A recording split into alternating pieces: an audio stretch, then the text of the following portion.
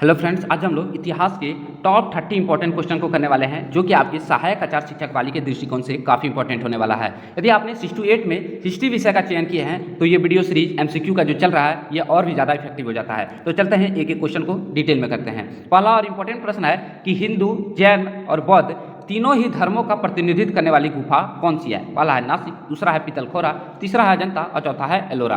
तो बता दें कि जो एलोरा की जो गुफा है इसका सही उत्तर हो जाएगा एलोरा। एलोरा की गुफा महाराष्ट्र प्रांत के औरंगाबाद जिले में स्थित है और ये एलोरा नामक स्थान पर स्थित है। ये गुफा मंदिरों के लिए काफ़ी प्रसिद्ध है जिसमें तीनों धर्मों की अर्थात हिंदू, जैन और बौद्ध तीनों धर्मों का वहाँ पर प्रतिनिधित्व देखने के लिए मिलता है। और उसमें जो है ना सबसे इंपॉर्टेंट है कि वहाँ कैलाश मंदिर काफ़ी प्रसिद्ध है। एलोरा में कैलाश मंदिर जो है वो काफ़ी प्रसिद्ध है। चलते हैं अगले क्वेश्चन की ओर। अगला और अच्छा क्वेश्चन है, इसको थोड़ा सा छोटा करेंगे कि सूची 1 में दिए गए तीर्थयात्रियों का मिलान सूची 2 में दिए गए राजवंशों से कीजिए और नीचे दिए गए कूटों में सही क्रम में व्यवस्थित कीजिए। तो पहला में जो आपका है यहाँ पर तीर्थकर है जैसे मेगास्थनी, दूसरा है फाहियान और तीसरा है हैंसोम। और दूसरा कूट में दिया गया है राजवंश से जैसे है पुष्पभूति वंश और दूसरा है मौर्य वंश और तीसरा है गुप्त वंश। तो कौन किससे मिलान होगा? तो बता दें कि मेगास्थनी जो थे ना वो आपके चंद्रगुप्त मौर्य के दरबार में आए थे, तो ये आपका हो जाएगा मौर्य वंश से संबंधित हो गया। इसके बाद फाहियान जो था वो आपका चंद्रगुप्त दूत के कार्यकाल में आए थे, तो ये आपका हो जाएगा गुप्त वंश से संबंधित। और हैंसोंग जो है वो आपके हर्षवर्धन के काल में आए थे अर्थात ये हो गया पुष्पभूति वंश। तो एक का हो गया आपका 2 और बी फाहियान जो हो गया वो 3 और इसके बाद हो गया हैंसोंग जो है वो हो गया 1। तो 2, 3, 1 देखते हैं कौन से कूट में है। तो यहाँ पर आप देख सकते हैं 2, 3, 1 अर्थात ऑप्शन नंबर डी। चलते हैं अगले क्वेश्चन को करते हैं। अगला और इंपॉर्टेंट क्वेश्चन है कि निम्नलिखित में से सत्य कथन को चुनिए। कौन सा कथन सत्य है? पहला है बुद्ध और महावीर दोनों ही परमात्मा के अस्तित्व में विश्वास करते थे। अगला है बुद्ध और महावीर दोनों ही आत्मा के अस्तित्व में विश्वास करते थे। तीसरा है बुद्ध और महावीर दोनों ही पूजा अर्चना के पक्षधर थे। और तीसरा है बुद्ध और महावीर दोनों ही कर्मवाद के समर्थक थे। तो बुद्ध और महावीर जो है ना दोनों क्या थे? कर्मवाद के समर्थक थे। तो ये वाला ऑप्शन आपका सही हो जाएगा। अगला देखते हैं। अगला क्वेश्चन और इंपॉर्टेंट क्वेश्चन है कि उत्तर रामचरित के लेखक कौन थे? ठीक है, पहला है वाल्मीकि, दूसरा है तुलसीदास, तीसरा है भवभूति और इनमें से कोई नहीं। तो बताते हैं कि उत्तर चरित्र के लेखक कौन है आपके? 34 का हो जाएगा सी भवभूति। और उत्तर रामचरितमानस के जो भवभूति है ये सर्वश्रेष्ठ नाटक है और ये जो है ना सर्वश्रेष्ठ नाटक है उत्तर रामचरित। किनकी? तो ये भवभूति की और ये क्या है? एक तरह का नाटक है। चलते हैं अगले क्वेश्चन की ओर कि भागवत धर्म के संस्थापक थे। पहला है राम, दूसरा है कृष्ण, तीसरा है शंकराचार्य, चौथा है वेद व्यास। तो भागवत धर्म के संस्थापक कौन है? ये आपका है कृष्ण। अगला क्वेश्चन को लेते हैं कि बौद्ध धर्म के अंतर्गत माध्यमिक दर्शन के प्रतिपादक थे। पहला है नागार्जुन, दूसरा है अश्वघोष, तीसरा है उपगुप्त और चौथा है धर्मकीर्ति। तो माध्यमिक दर्शन के प्रतिपादक कौन है? ये आपका है नागार्जुन। बता दें कि नागार्जुन ही माध्यमिक शून्यवाद के भी प्रवर्तक है। और इनकी जो प्रसिद्ध जो रचना है नागार्जुन की प्रसिद्ध रचना कौन सी है? तो याद कर लीजिएगा माध्यमिक कारिका। माध्यमिक कारिका। और इसी को क्या बोला जाता है? माध्यमिक कारिका को ही सापेक्षवाद बोला जाता है। ठीक है, सापेक्षवाद माध्यमिक कारिका को ही सापेक्षवाद भी बोला जाता है। अगला क्वेश्चन लेते हैं कि अशोक के 14 शिलालेख पाए गए थे। पहला है पाटलिपुत्र में, दूसरा है गिरनार में, तीसरा है सारनाथ में, चौथा है उज्जैन में। तो अशोक के 14 शिलालेख कहाँ से पाए गए हैं? तो 37 का हो जाएगा बी गिरनार में। बता दें गिरनार जो है गुजरात प्रांत के काठियावाड़ा में जूनागढ़ के समीप है। कहाँ पर है? तो ये आपका जूनागढ़ के समीप है। और गिरनार की पहाड़ी यहीं से क्या हुआ था? रुद्रदामन और समुद्रगुप्त के भी लेख मिले हैं। किसके किसके? तो रुद्रदामन और जो है आपका समुद्रगुप्त के भी लेख यहीं से मिले हैं गिरनार में। अगला क्वेश्चन लेते हैं हम लोग। अगला क्वेश्चन है कि निम्नलिखित में से कौन सा सम्राट एक कुशल संगीतज्ञ भी था? पहला है चंद्रगुप्त प्रथम, चंद्रगुप्त विक्रमादित्य, तीसरा है समुद्रगुप्त और चौथा है अशोक। तो सभी को पता है कि संगीतज्ञ कौन थे? तो समुद्रगुप्त थे। 38 का हो जाएगा सी। समुद्रगुप्त को वीणा वादक का काफी शौक था। इनको क्या था? काफी वीणा वादक का शौक था। और इनके सिक्कों पर भी वीणा बजाते हुए दिखाया गया है। ठीक है, वीणा बजाते हुए चित्रित किया गया है समुद्रगुप्त के कार्यकाल में। ठीक है, अगला देखते हैं कि तैमूर वंश ने भारत पर आक्रमण किया था। कब किया था? तो 1226, 1398, 1442 या 1526। तो ये आपका जो इसका सही उत्तर हो जाएगा वह है 1398 ईस्वी। अगला चलते हैं। अगला है कि निम्नलिखित राजवंशों को सही कालक्रम में व्यवस्थित कीजिए। कौन सा कालक्रम पहले आया है और उसके बाद? ठीक है, तो हम लोग देखते हैं सातवाहन है, दूसरा है मौर्य वंश, तीसरा है कुषाण और चौथा है गुप्त वंश। तो बता दें कि इसमें सबसे पहला हो गया आपका मौर्य वंश, एक नंबर मौर्य वंश हो गया, दूसरा हो गया आपका कुषाण, ठीक है, और तीसरा हो गया आपका सातवाहन और चौथा हो गया गुप्त। तो देखते हैं हम लोग कौन सा ऑप्शन सही है। तो यहाँ पर आपका जो है ना, यहाँ पर आपको ए नंबर पहला ही, ठीक है, पहला हो गया मौर्य वंश, दूसरा इसके बाद हो गया कुषाण, इसके बाद हो गया सातवाहन पहला नंबर, और चौथा वाला हो गया लास्ट में, ठीक है। तो इसका सही उत्तर हो जाएगा ए। अगला देखते हैं हम लोग क्या है कि निम्नलिखित में से कौन सा प्रांत बहमनी राज्य में शामिल नहीं था। द्वाब, बीजापुर, तीसरा है अहमदनगर, चौथा है बराज। तो बता दें कि बीजानगर साम्राज्य में आपका बीजापुर भी था, अहमदनगर भी था और बरार भी था, लेकिन द्वाब नहीं था, ठीक है, इसलिए इसका सही उत्तर हो जाएगा ए। और बता दें कि जो द्वाब था ना, द्वाब उपजाऊ भू क्षेत्र था। ये क्या था? उपजाऊ भू क्षेत्र था, जिसके लिए अधिकांश क्या होता था, हमेशा संघर्ष होते रहता था। किसके किसके बीच? तो आपका बहमनी साम्राज्य और आपका विजयनगर के बीच में,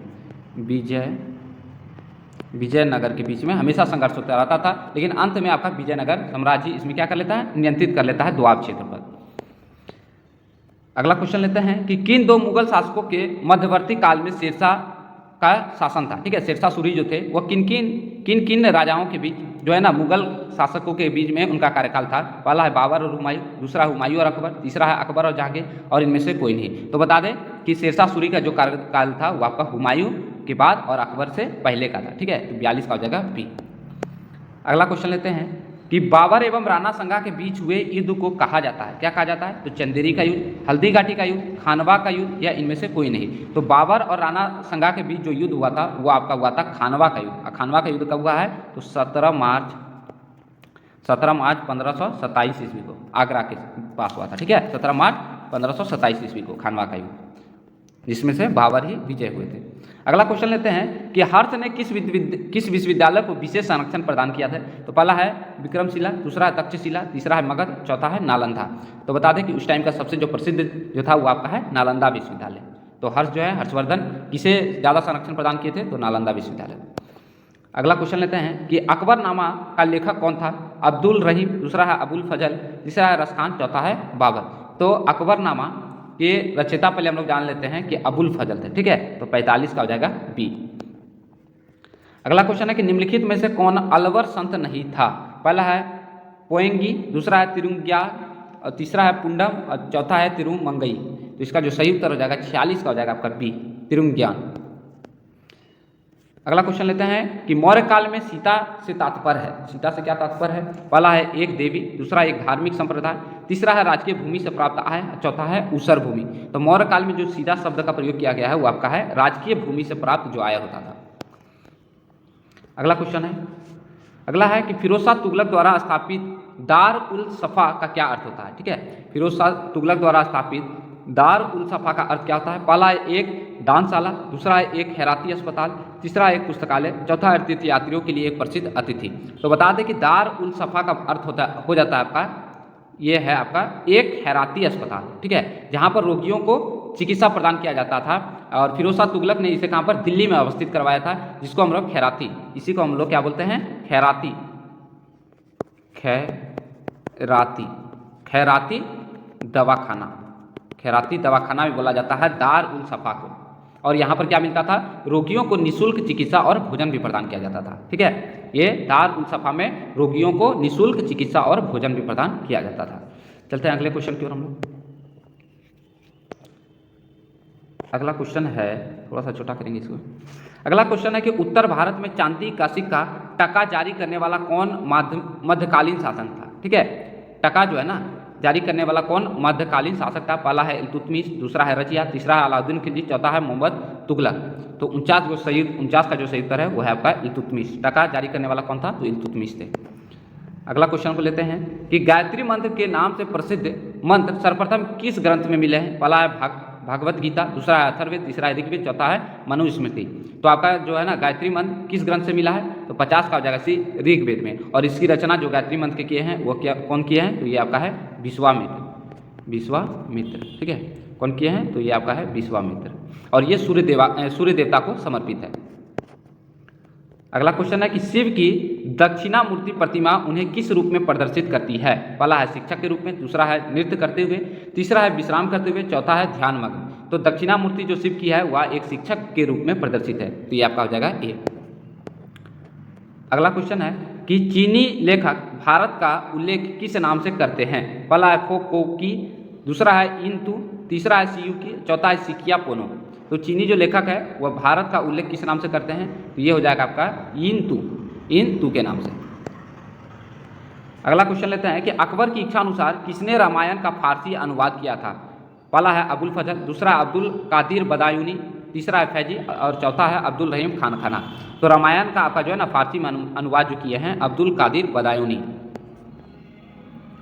अगला क्वेश्चन है कि निम्नलिखित में से किसने जहांगीर के विरुद्ध विद्रोह किया था? पहला है आसफ खां, दूसरा है खुर्रम, तीसरा है मोहम्मद खां और चौथा है खुसरो। तो बता दें कि जहांगीर के विरुद्ध जो है ना आपका ये खुर्रम भी किया है, खुर्रम कम किए थे तो 1623 ईस्वी में किए हैं, और आपका मोहम्मद खां, ठीक है, ये आपका 1623 ईस्वी के आसपास ये भी किए हैं, और जो खुसरो है ये भी आपका 1606 ईस्वी के आसपास किए हैं, लेकिन आसफ खां एक बार भी नहीं किए हैं। तो इस टाइप से आपका हो जाएगा 2, 3 और 4। तो देखते हैं कौन सा पुट में है। तो ये आपका 2, 3 और 4 जो है ना जहांगीर के खिलाफ विरोध करने वाले थे।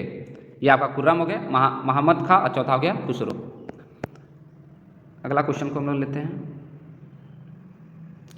अगला क्वेश्चन है कि निम्नलिखित में से कौन जहांगीर के दरबार में ब्रिटिश शासक जेम्स प्रथम का राजदूत था? पहला है विलियम हॉकिंग, दूसरा है विलियम किंज, तीसरा है पीटरा डेला विलियम, चौथा है एडवर्ड टेरी। तो जो है ना जहांगीर के दरबार में जो जेम्स प्रथम का जो राजदूत था वह है विलियम हॉकिंग। अगला क्वेश्चन है कि निम्नलिखित में से किस आंदोलन के साथ अरुणा आसफ अली जुड़े हुए थे? पहला है असहयोग आंदोलन, दूसरा है सविनय अवज्ञा आंदोलन, तीसरा है व्यक्तित्व सत्याग्रह, चौथा है भारत छोड़ो आंदोलन। तो बता दें कि अरुणा आसफ अली 1942 के भारत छोड़ो आंदोलन से जुड़े हुए थे।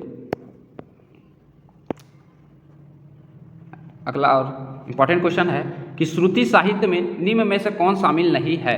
पहला है ब्राह्मण, दूसरा है वेदांग, तीसरा है आरण्यक और चौथा है उपनिषद। तो ये आपका हो जाएगा वेदांग नहीं है, बाकी सभी है, ठीक है। आपका ब्राह्मण भी आता है और आरण्यक भी आता है और उपनिषद भी आता है, लेकिन श्रुति साहित्य में आपका वेदांग नहीं आता है।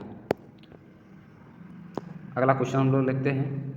नेक्स्ट क्वेश्चन है कि 1942 ईस्वी में कांग्रेस के बंबई अधिवेशन में किसके द्वारा भारत छोड़ो आंदोलन प्रस्तावित किया गया था? तो पहला है पंडित जवाहरलाल नेहरू, दूसरा है नरेंद्र दास के द्वारा, तीसरा है राजेंद्र प्रसाद के द्वारा और चौथा है जीवी कृपलानी के द्वारा। तो 1942 ईस्वी में जो कांग्रेस का अधिवेशन हुआ था बंबई में, उसका जो भारत छोड़ो आंदोलन का जो प्रस्तावना जो दिए थे वो आपका हो जाएगा ए पंडित जवाहरलाल नेहरू। अब बता दें ये जो है ना 8 अगस्त 1942 ईस्वी को यह प्रस्ताव दिया गया था। 8 अगस्त 1942 ईस्वी को महात्मा गांधी ने इसी भारत छोड़ो आंदोलन में करो और मरो का नारा भी दिए थे।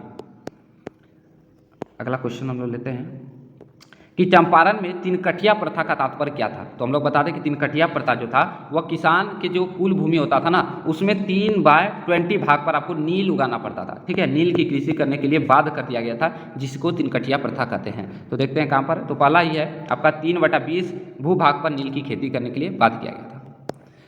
अगला और सबसे अंतिम क्वेश्चन है आज की वीडियो सीरीज का, तो यह है कि निम्नलिखित में से भारतीय राष्ट्रीय कांग्रेस के किस अधिवेशन में महात्मा गांधी ने कहा था गांधी मर सकता है परंतु गांधीवाद हमेशा बना रहेगा? तो ये आपका है कराची अधिवेशन जो हुआ था, ठीक है। 45वां जो बैठक हुआ था आपका, 45वां जो बैठक हुआ था उसी में जो कराची में हुआ था उसी में महात्मा गांधी ने कहे थे कि गांधी मर सकता है परंतु गांधीवाद नहीं बढ़ सकता है। तो बता दें ये जो 45वां जो बैठक हुआ था ये किसके अध्यक्षता में हुआ था? तो ये आपका हुआ था सरदार वल्लभ भाई पटेल। किसके अध्यक्षता में? तो सरदार वल्लभ भाई पटेल के अध्यक्षता में हुआ था। तो ये टॉप 30 इंपॉर्टेंट क्वेश्चन थे आपके एग्जाम को लेकर, ठीक है। इसी तरह से हम लोग आगे हिस्ट्री का MCQ क्वेश्चन को जारी रखेंगे। यदि वीडियो अच्छा लगा हो तो प्लीज़ लाइक कर दीजिएगा, ज़्यादा से ज़्यादा लोगों तक शेयर कीजिएगा। धन्यवाद।